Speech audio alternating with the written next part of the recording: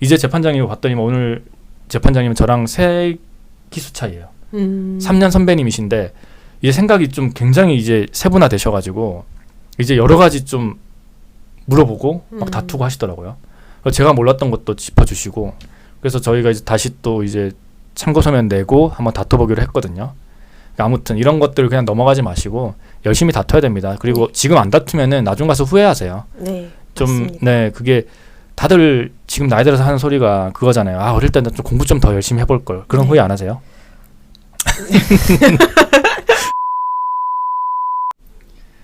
안녕하십니까. 서초동 사랑꾼 최한결의 변호사입니다. 명재 법률 팀장입니다. 네, 165화 한번 해보도록 네. 하겠습니다.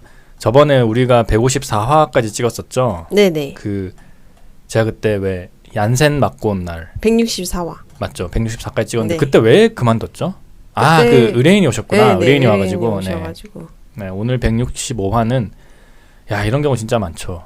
소송이 다시 들어오는 경우가 있어요. 네. 그 원고랑 협의를 해가지고 전 재산을 다 주고 협의혼을 해버렸는데 네네. 원고가 나중에 이제 피고 우리 이제 상간자를 상대로 이 소송을 제기한 경우 어떻게 해야 되는지 한번 사연이 있어가지고 한번 네. 말씀 주시죠. 네, 사연 읽겠습니다. 안녕하세요, 변호사님. 저는 30대 미혼 여성입니다. 저는 2018년부터 기남을 만났고 그가 기혼자임을 알고 있었습니다. 저희는 꽤나 진지하게 만났고 첫 만남부터 그와 와이프 사이가 좋지 않아 여러 번 합의 이혼을 시도했다가 재산 분할에 있어 서로 의견이 맞지 않아 미루고 있었다는 사실도 알고 있었습니다. 그러다가 저희 사이를 와이프에게 들켰고 와이프는 저와 기남에게 위자료 청구 소송을 걸겠다고 했습니다. 기남은 제가 미혼이고 제 신상에 문제가 생길까봐 자신의 재산을 거의 대부분 포기하고 상간자 소송을 하지 않는 조건으로 합의 이혼을 했습니다. 그렇게 다 끝난 줄 알았는데 지난 토요일에 3,100원이라는 금액으로 상간자 소송 소장을 받았습니다. 저는 기남과 계속 만나고 있긴 하지만 이미 합의까지 한 이후에 저에게 상간자 소송을 걸겠다는 것에 대한 분한 마음이 듭니다. 이미 예전부터 애정도 없던 사이였는데 왜 이렇게까지 하나 모르겠습니다.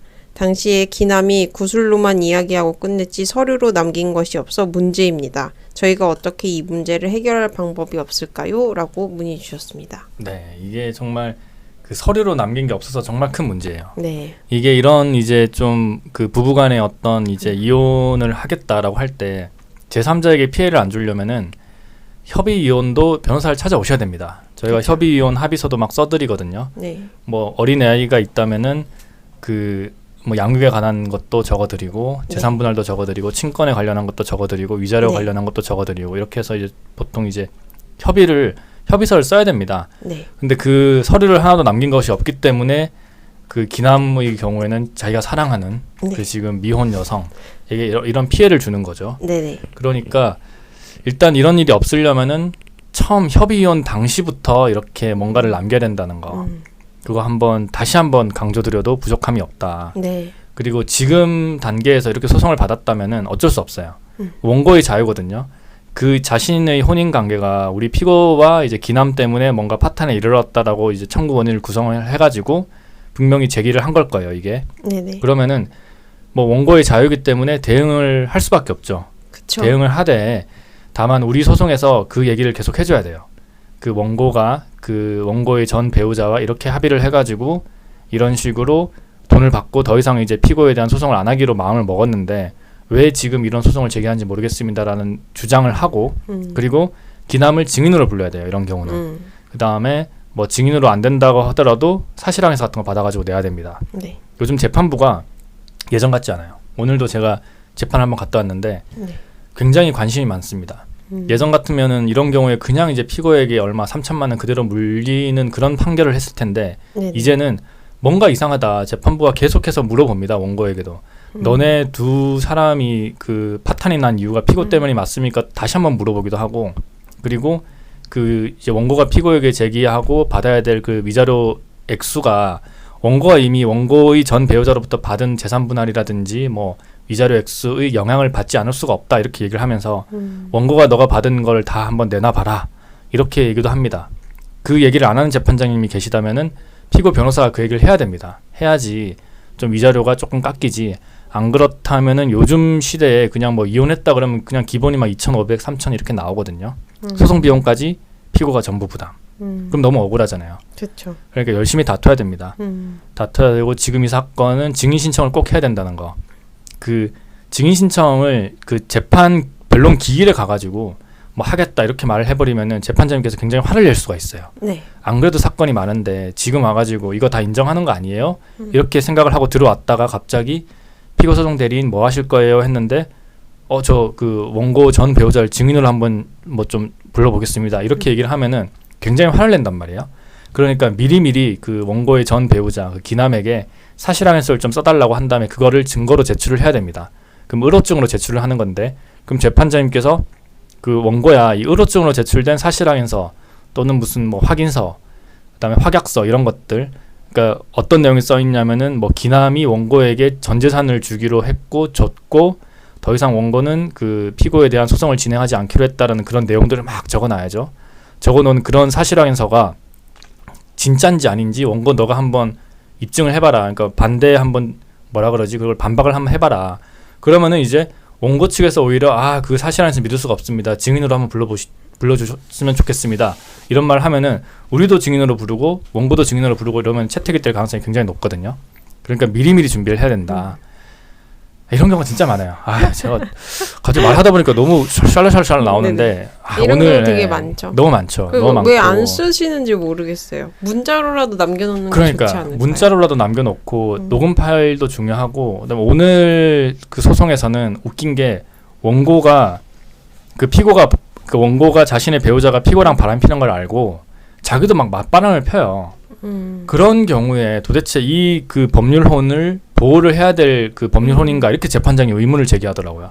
그래서 원고야 당신도 그 이제 이성 친구가 있었지 않습니까? 라고 물어보더라고요. 그러니까 이제 말씀하시기를 그거는 먼저 원고 배우자 기남이 뭐 피고랑 바람을 핀 이유잖아요. 뭐 이렇게 얘기를 하더라고요. 그러니까 재판장님께서 아니 자신이 그 몇 개월을 못 기다려가지고 바람을 필 정도면은 그러니까 다른 사람을 만날 정도면은 그 혼인관계는 뭐 그렇게 보호할 필요가 없는 혼인관계 아닌가요? 그게 좀 의문이 들어서 저희가 한번 물어보려고 다시 변론을 열었습니다. 뭐 이렇게 말씀을 하시더라고요. 요즘 재판장님께서 이제 재판장님 봤더니 뭐 오늘 재판장님은 저랑 3기수 차이예요. 3년 선배님이신데 이제 생각이 좀 굉장히 이제 세분화되셔가지고 이제 여러 가지 좀 물어보고 막 다투고 하시더라고요.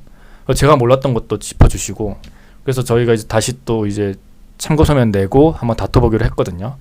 아무튼 이런 것들 그냥 넘어가지 마시고 열심히 다퉈야 됩니다. 그리고 지금 안 다투면은 나중 가서 후회하세요. 네, 좀 맞습니다. 그게 다들 지금 나이 들어서 하는 소리가 그거잖아요. 어릴 때는 좀 공부 좀 더 열심히 해볼 걸. 그런 후회 안 하세요? 그런 후회 안 하시는구나.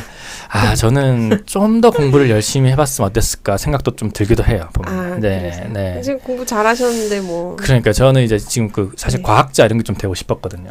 나사 이런 데서 좀 더 근무도 해보고 싶고 좀 국방과학연구소 이런 데서 얼마 전에 유퀴즈에서도 그런 거 나오더라고요. 그런데 한번 근무도 해보고 싶었는데 머리로는 제가 한계가 있죠. 네.